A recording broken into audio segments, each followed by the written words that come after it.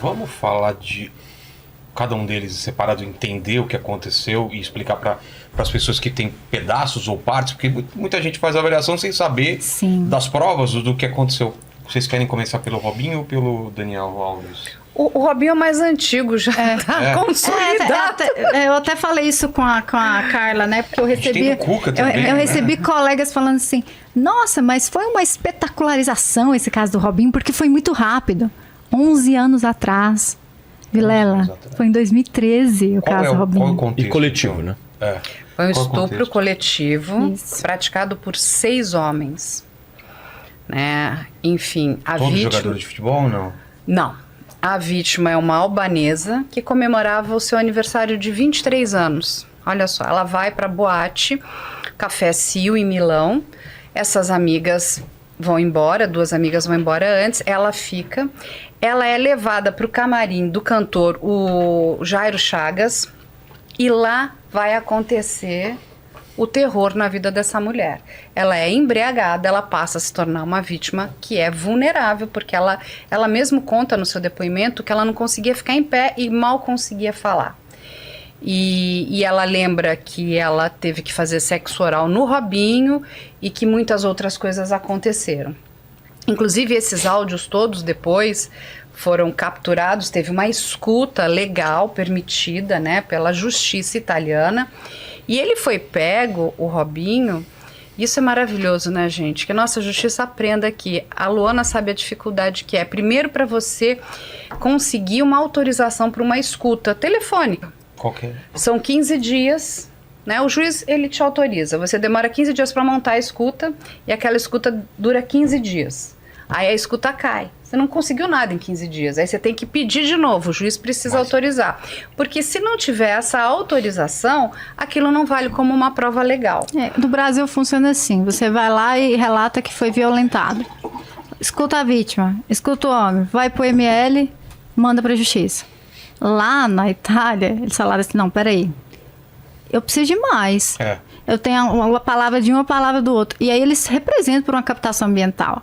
Que assim, no Brasil é dificílimo você conseguir uma captação ambiental. Que captação ambiental? Foi dentro do carro dele. Foi colocado uma escuta dentro do carro do Robinho, porque eles entenderam que ele não falaria no telefone.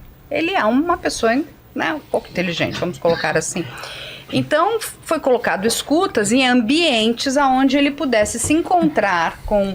Porque como a vítima, ela vai relatar o crime 1 ano depois, e acho até muito interessante a gente usar esse espaço para explicar aqui, muitas pessoas falam, mas se eu não fiz o boletim de ocorrência, enfim, na data dos fatos, não interessa. Você pode fazer a ocorrência, né, fazer o boletim de ocorrência durante o prazo de prescrição de um crime. E esse crime, ele tem uma prescrição longa, então ela vai 1 ano depois e faz. O que acontece? Ele começa a se encontrar com seus comparsas, né?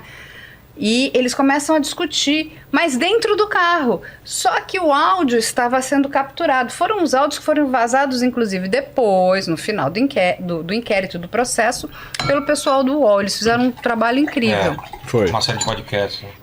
Aí esses áudios serviram como prova, porque ele confirma, junto com o Ricardo Falco, o que tinha acontecido. E um deles até fala, eu brochei, não consegui. Então, assim, é um linguajar super chulo, mas em 2017... Tem os áudios aí, não tem? Vamos escutar. Quando tiver no ponto, ele dá. Em novembro de 2017, ele foi condenado, saiu a sentença. E vamos lembrar que naquela época ele jogava no Milan. Tem um erro também, porque disseram, Robinho fugiu. O Robinho não fugiu, ele volta para o Brasil. Vou deixar essa parte aí até para a Luana explicar depois, porque o Brasil não vai extraditar brasileiro nato. Então, o processo continuou lá, ele foi condenado, transitado em julgado, não cabe mais recurso. Aí o seguinte, o que o advogado da vítima estava pedindo, e a justiça italiana? Para que o Robinho cumprisse a pena, ou na Itália, ou no Brasil. Eu acho até que ele escolheu errado. Se fosse ele, teria escolhido ficar na Itália e cumprido pena na Itália. Porque a penitenciária ela deve ser melhor do que a daqui. Mas ele está aqui. E aí, a turma do STJ, que foi Foi uma goleada, né, gente? O Robinho tomou uma goleada porque eles, né? Pedala Robinho. Pedala Robinho, ele se deu mal. Aí ele vai ter que começar a cumprir a pena, tentar impetrar habeas corpus para que ele, né, enfim. Mas ele, no dia seguinte, antes das 9 horas, chega a Polícia Federal. Robinho. Você tava esperando já, né? Aí ele é levado, é feita audiência de custódia, passa por exame de corpo de delito e ele chega na madrugada lá em Tremembé para conhecer os novos amiguinhos, coleguinhas. Ele deixa as suas mansões e vai para uma cela de 8 metros quadrados. Essa vai ser a vida de Robinho.